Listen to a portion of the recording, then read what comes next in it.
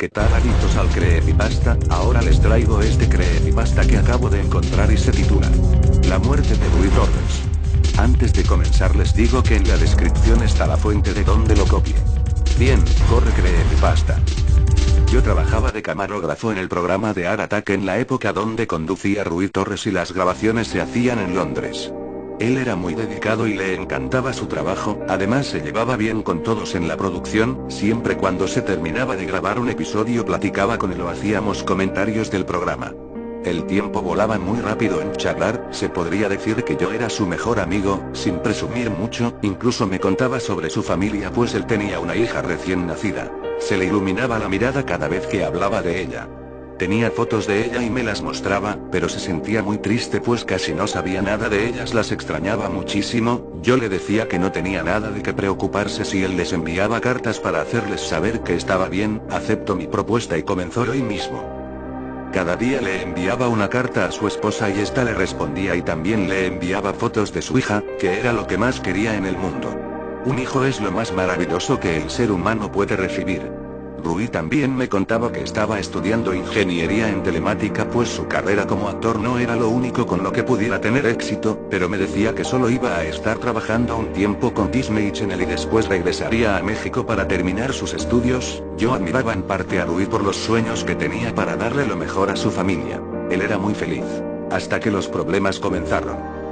Un día mientras grabábamos un episodio dimos la primera pausa para darle un descanso a Rui, en ese momento llaman por teléfono. Era su esposa y por el tono en el que Rui le contestaba no era muy bueno. Cuando finalizó la llamada le pregunté qué era lo que pasaba y él me contestó con un tono molesto que no tenía nada. La pausa terminó y volvimos con el programa. Cuando terminamos de grabar Rui se fue a su camerino enfurecido, lo seguí para preguntarle qué era lo que tenía nuevamente, y me contó que había tenido una pelea con su esposa. Ella le decía que hasta cuándo iba a dejar de grabar ese estúpido programa y él le respondió que tomaría un poco de tiempo, porque lo habían contratado para que grabara una segunda temporada.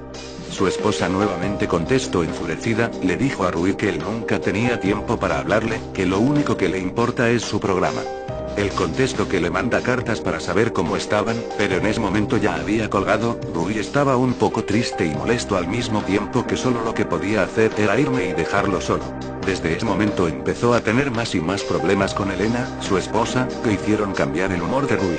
Ya no era el simpático y energético de antes. Ahora solo terminaba de grabar y se encerraba en su camerino. Pero ese solo era uno de los tantos problemas que tuvo. En el 2002 ya estábamos grabando la segunda temporada, y al parecer todo volvió a la normalidad, y Rui se veía más contento, y todo su coraje había desaparecido, pero fue por solo un momento. Un sábado por la tarde estábamos Rui y yo en su departamento charlando, cuando su teléfono suena, él contesta, y se queda callado, su mirada comienza a cambiar hasta que emite un grito leve, y cuelga el teléfono, se altera demasiado y yo le pregunto que sí que le pasaba, estaba muy alterado y daba vueltas por todos lados. Vuelvo a preguntarle qué le ocurría y él me contesta con un nudo en la garganta.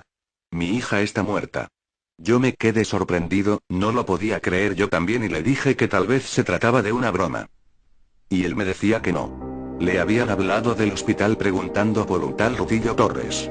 Al cual afirmó, y fue cuando le dijeron que su hija había sufrido una fuerte pulmonía de la cual no pudieron hacer nada. Él lloraba desconsoladamente y culpaba de todo a Elena, era lo único que hacía. Tuvo que irse a México para que él declarara por el cuerpo de su hija, para saber si no se trataba de otra persona, pero, lamentablemente era cierto, su hija estaba muerta.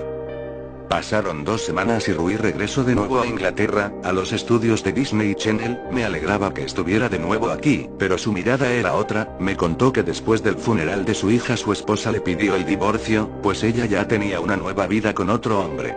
Rui estaba destrozado pero después de algunos instantes su cara cambió, como si nunca hubiera pasado nada. Bueno, hay que comenzar de nuevo, me contestó. Yo le dije que hacía bien que actuara de esa manera, pero en el fondo su mirada no me daba buena espina, solamente le seguí la corriente. Desde ahí fue donde cambió completamente. Después de que se terminara de grabar un capítulo, Rui se iba a su camerino entusiasmado, como si tuviera algún plan o tramara algo. Lo seguí para saber qué es lo que hacía pero siempre se encerraba. Solo lo que podía hacer era pegar mi oído a su puerta y escuchar. Oía que hablaba con alguien, murmuraba e incluso se reía de una forma macabra. Sentía un escalofrío que recorría mi espalda cuando lo oía, y así estuvo por meses mientras se grababa la segunda temporada.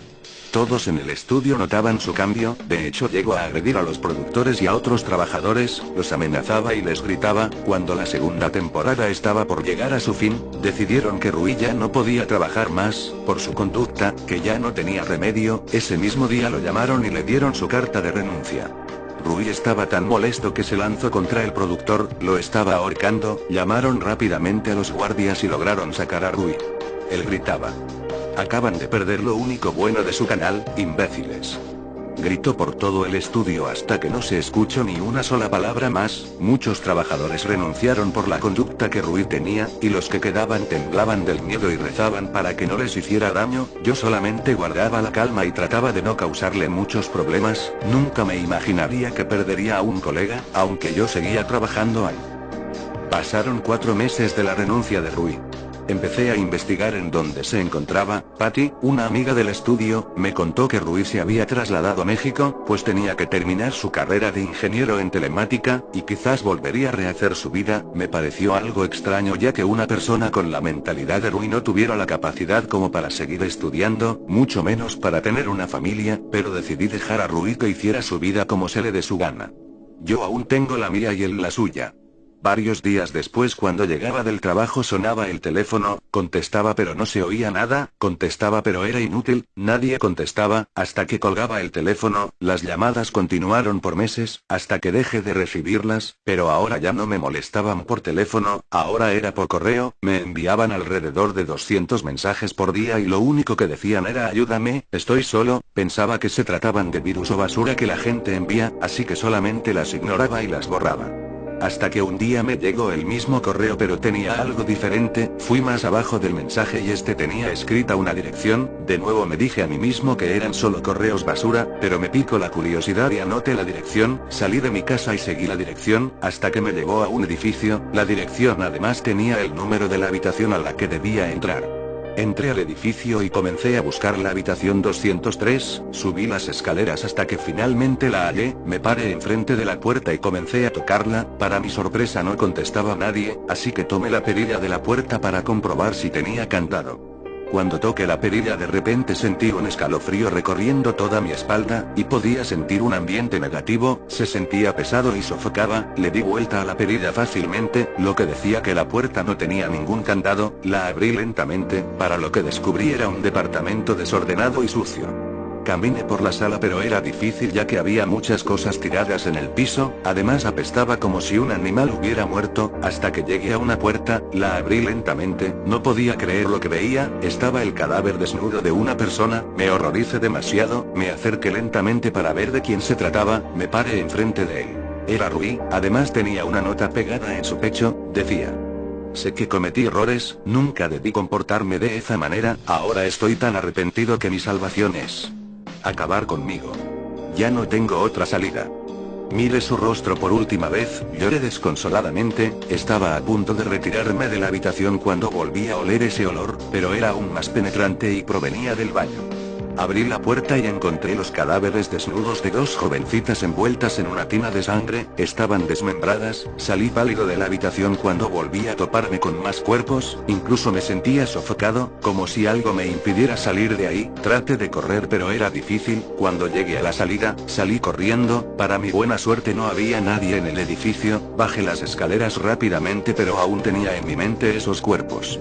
Incluso empecé a escuchar risas que me alteraban más hasta que desperté. Estaba en el hospital, el doctor estaba en mi habitación y le pregunté qué era lo que había pasado, a lo que respondió que un inquilino de un departamento lo trajo porque lo halló en las escaleras desangrándose, y que debía estar en la sala de cuidados intensivos para monitorear mi avance. Me quedé aliviado. El doctor me dejó para que descansara y cerró la puerta. En ese momento apareció una silueta de lo que podía ser Rui y me preguntó cómo me sentía, y yo le contesté que estaba bien, a lo cual le pregunté cómo estaba también, y él respondió que más o menos, que aún no se acostumbraba. "Te acostumbrarás", le respondí.